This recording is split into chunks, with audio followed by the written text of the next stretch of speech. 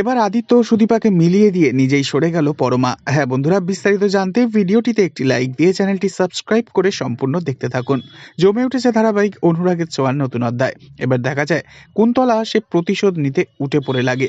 যদিও সে সুদীপার বংশ পরিচয়ের ব্যাপারে সবটাই জানে প্রথম থেকে, তাই সে রূপাকে নিজের ডেরায় আটকে রেখে দেয়। তবে কুন্তলা ব্যর্থ হয়। কুন্তলা ভীষণই রেগে যায় সুদীপার ওপর। তাই এবার সে সুদীপা ও আদিত্যকে আলাদা করার খেলায় মেতে ওঠে। তার একমাত্র অস্ত্র হলো সুদীপার কলেজের স্যার। সুদীপার কলেজের স্যার এবং সুদীপার মধ্যে এমন সম্পর্ক তৈরি করে দেয় কুন্তলা, যা দেখে আদিত্য ভীষণ রেগে যায়। বাড়তে থাকে দুজনের মধ্যে চরম ভুল বোঝাবুঝি।